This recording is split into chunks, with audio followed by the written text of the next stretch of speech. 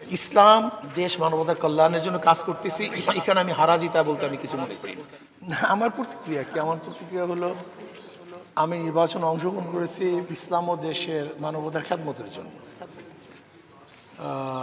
যদি খেদমত জনগণ গ্রহণ না করে তাতে আমার তো কিছু সমস্যা নেই, বরং আমি মনে করি আমি জেম্মার থেকে অনেকটা অবসর পেয়েছি। এটা বিশাল জেম্মা তো। আমি তো ইসলাম দেশ মানবতার কল্যাণের জন্য, নিজের স্বার্থের জন্য তো কাজ করি না, বা নিজের স্বার্থের জন্য আমি নির্বাচনে অংশগ্রহণ করিনি। যেহেতু আমি অংশগ্রহণ করেছি ইসলাম দেশ মানবতার জন্য, যদি মানবতা আমাকে গ্রহণ না করে, আমাকে ভোট না দেয়, তারা আমাকে তাদের জন্য আমাকে কাছে না টানে, সেটা তাদের ব্যাপার। একটা কথা হলো, নির্বাচনের আগে এবং রেজাল্টের পরে আমি মিল খুঁজে পাচ্ছি না।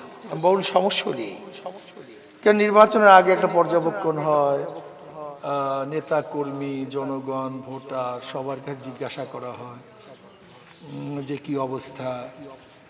আমি নির্বাচনের আগে যেই জনগণের থেকে যে অবস্থা জেনেছি, তাদের ভোটের আগ্রহ, উদ্দীপনা, কিন্তু আমি নির্বাচনের রেজাল্টের পরে সেটা পাচ্ছি না। কেন যে পাচ্ছি না তা আমি খুঁজে পাচ্ছি না।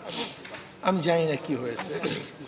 তবে আমি মনে করি যে ইসলাম দেশ মানবতার কল্যাণের জন্য কাজ করতেছি, এখানে আমি হারাজিতা বলতে আমি কিছু মনে করি না। আমি মনে করি আমি সবসময়